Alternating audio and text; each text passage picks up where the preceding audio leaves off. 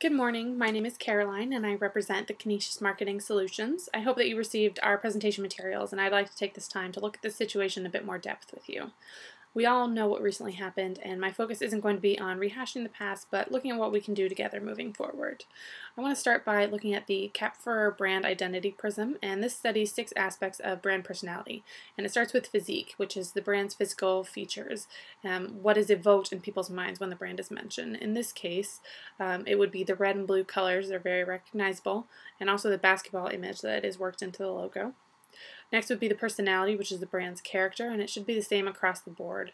For my research, I found that the Clippers' personality is entertaining and unique. It's also a high-caliber team, and it's really a team that's on the rise. Culture is the systems of values and basic principles that link the brand and the organization. In this case, they are hard work, competitiveness, diversity, charity, perseverance, and unity. Next would be the self-image, which is how the target market sees the organization, and we believe that the Clippers target market sees the team as fun and family-oriented and authentic. Reflection talks about the typical users, which are in this case very diverse. It's a mix of locals and visitors, and there are also people who really enjoy entertainment. Lastly, relationship refers to the team's relationships with fans and competitors. We found there to be a sense of fan loyalty to the Clippers, but there's also competition between the Clippers and the Lakers because they share the same arena and they draw from same general fan base. The Clippers have also been seen as the underdogs, and they came into the 2014 season off a couple years of playoff runs, and they were hoping to really make a big push this year. Next, I want to look at the marketing mix, and the product for the Clippers is very straightforward. It's the organization as a whole, concessions, and merchandise. In regards to price, the Clippers use a premium pricing approach, and they are currently the 6th most expensive team in terms of the median resale ticket price and the cost of the total family. And that is how much it would cost one family of 4 to attend a game. However, these tickets are priced slightly lower than the LA Lakers. Overall, they're 25th, and median ticket price is $130, which gives a total family cost of $585 roughly. This is also above average, which is why it's part of the premium pricing strategy. Promotion gets a little bit more in-depth. The Clippers use both above-the-line and below-the-line promotion techniques. The above-the-line includes print, online, TV, radio, and billboard. Below the line is sponsorships, PR, and social media. This year they also did a big push for the slogan "Our Time," which is wonderful. It's really getting fans excited for the season and telling them that this is the year that the Clippers are going to go all the way. It's very foreshadowing. The place includes the Staples Center in Los Angeles, also other basketball arenas around the U.S., and the online presence of the Clippers. People are the players, coaches, front office staff, game day staff, really anyone that is a representative of the company, of the organization in any way. Roughly 120 total staff members. The physical environment is very lively and service-oriented. It's also high quality and very engaging. The process would be the customer service, positive public relations, and the focus on key players. So this next slide is about the Forbes study that was conducted in January of 2014, and it valued the team at $575 million, and it talked a little bit more about the revenue and operating income, player expenses, and overall the Clippers are ranked number 13th in NBA team valuations, which is pretty good. So now let's take a look a bit at the image before this scandal happened. And really, before this happened, the team was seen as very favorable. They had a wide reach, really good emotional resonance. It was a good value for sponsors as well. There's something that's called an X score, which is a real-time measurement of how well known and liked a property is based on social media and other metrics. And before this happened, the Clippers had an X score of 99 out of 100, which is really great. There was a lot of excitement about Chris Paul and Blake Griffin and bringing on the new head coach, Doc Rivers, and they really drove home that this was the year that they were going to do it. However, shortly after the tape was released, the Clippers' X score dropped to 66, which is quite a significant dip. Fans talked about boycotting Clippers games, and the Warriors even discussed canceling a game, which would have cost the Clippers $1 million roughly in tickets, concessions, and advertising. And this wasn't just affecting the Clippers organization, but the NBA as a whole. The NBA's X score dropped from 100 to 82. Which is also pretty significant. There was also a really strong response from sponsors, and a lot of sponsors began terminating or suspending sponsorships. In total, there were 4 companies that terminated their sponsorships and 13 that suspended, also 1 who did not choose to renew their contract. Some of them have come back. That is something that we would like to address a little bit later on. The situation really reminds me of the New Orleans Saints bounty program a couple years ago, and it was dubbed Bounty Gate, and it was essentially the New Orleans Saints defensive coordinator, Greg Williams, gave his players incentives, monetary incentives, to injure players on other teams, and the investigation really didn't go very well. They started investigating in 2010, and really no decision was made until 2012. That was a long period of time. It clearly wasn't something that was urgent. However, when things did kind of come to a head, there was huge repercussions for everyone involved. The Greg Williams, the defensive coordinator, was suspended indefinitely. The head coach, Sean Payton, was suspended as well for the entire 2012 season, and he had supposedly attempted to cover up the program. Also, the general manager, Mickey Loomis, didn't shut down the program even after the owner had told him to, and he was suspended for the first 8 games of the 2012 season. Additionally, the head coach, or the assistant head coach, had been suspended for several games, and the organization as a whole was fined $500,000, forced to give up second-round draft picks in 2012 and 2013, and also several players were suspended for their participation in the program. There were believed to be about 25 players total that had participated. This punishment was very harsh, and it wasn't really well received by a lot of people.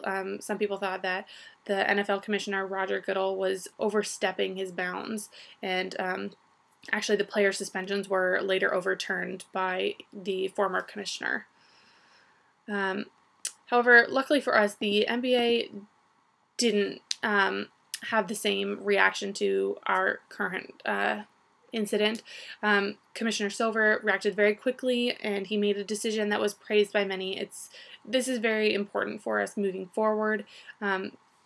It really shows people that this is not the kind of thing that we promote, and not only the Clippers organization individually, but also the NBA as a whole. Next, I want to look at the strengths and weaknesses, opportunities and threats for the situation, also called a SWOT analysis. Some of the strengths. The immediate distancing from Sterling, because the Clippers automatically said this is not what we're for. That really was a great move, and very important not to want to be associated with him in any way. The new owner is a big strength. I think that will be a positive moving forward. The team is talented, young team. They had a great run in 2014 despite all of this drama going on outside of the court. The head coach was fantastic. He did a great job this year. He kept the players focused. Also, the ticket prices are relatively affordable compared to other teams in Los Angeles. Some of the weaknesses, there have been rumors that the Clippers tried to cover up the scandal, which is not good, but there hasn't really been any proof that those rumors are true. Also, sponsors and influential people began distancing themselves from the organization, and the brand and team lost some respect. However, we do have several opportunities, and some of those include rebuilding and rebranding, focusing on outreach to minorities, getting fans behind the team, and kind of really bringing everyone together under the common enemy of racism and discrimination. And the We Are One campaign did a great job with bringing people together. Also, again, like I said, the new owner really makes it a new organization, and hopefully some new changes will be implemented because of him. Also, there's opportunities to gain new sponsors that really want to jump on board with our new message. There are also possible threats, which include a possible dip in the fan base, the loss of sponsors if we aren't able to recover them, and the possibility of players wanting to leave. Though, since Sterling has been gone, there haven't been anyone that has expressed such opinions. Since the commissioner had made his decision to ban Sterling for life and fine him $2.5 million and also force him to sell the team, the Clippers have really risen back up in social opinion. The X score is now back up to 92 after they won the series against the Warriors, and the NBA X score is back up to 100 as well. The team did a really good job of handling the situation as well. They tried to focus on basketball, but they also made a silent protest by throwing their jerseys in the middle of the arena and refusing to wear them for warm-ups, also by wearing the uniform that didn't say Clippers but said just Los Angeles. Also, the We Are One campaign was a really great thing, and it really wasn't intended to be. It was really intended by Doc Rivers just to get his team to focus on each other and say that they're one moving forward in this playoff series, and really had a wide-reaching effect, and it was adopted by other teams within the NBA and also beyond. There were some NHL teams that agreed with that as well. So moving forward, we need a plan. And there needs to be a focus on rebranding the organization. Before the scandal, everything was going well. However, now it's been tainted, and people need to see that it's something new and fresh, and that it isn't representative of the old ways when Sterling was the owner. So the new owner will be a big part of that. The new owner is the former Microsoft CEO, Steve Ballmer, and he'll need to set high standards for the team and give people confidence in the brand again. Another focus also needs to be on the players and the coaches. The team was also very hurt by this incident, and they want to show that they don't share the same beliefs, and they want to move past it together. One way they can do this is by reaching out to minorities and children. Financial contribution would be a good start, but also having the players visit schools that are largely minority. Also to implement new programs. There are already great programs that the Clippers do regarding education and health and fitness, but I think a series about anti-discrimination and empowerment would also be a huge statement from the organization. This could include player-driven diversity events, service work in minority neighborhoods, and cultural days. Additionally, the Clippers need to work on getting sponsors back, and not just the same ones that they had before, but also new sponsors that are more in line with the current mission. Though some of the sponsors have already returned, others are holding out. It was important for us that the commissioner urged the sponsors to return to the business dealings with the organization, but we also need to give them a reason to. I think the implementation of the anti-discrimination programs would go a long way to improving the image and also giving sponsors a reason to trust us again. We want to ask them to judge us based on how we're handling the situation moving forward, not based on Sterling's actions, because the organization completely disagrees with what happened and what was said, and we don't want to be associated with that at all. So we want them to judge us moving forward, not on what has happened in the past. Also, this last season was incredible. The Clippers made a great run in the playoffs. They had a great head coach. A lot of their players are going to be returning next year. And it's a great investment for any sponsor. Really, we need to get them to understand that the team wants to move forward and that they need sponsor help to do that. Lastly, another important thing that the organization can do internally is to train its staff and players and coaches, and they need to be trained to handle the backlash from this situation and also any further situations that may arise within the same regard. So everyone needs to be on the same page because each person is a representative of the organization as a whole, and this would involve social media training and general media training as well moving forward, just to make sure that everyone is on the up and up and portraying themselves and the organization with the respect and values that they hold. So thank you very much for taking the time today to listen to my presentation, and please feel free to contact me with the information provided here. And I hope to be hearing from you soon. Thank you.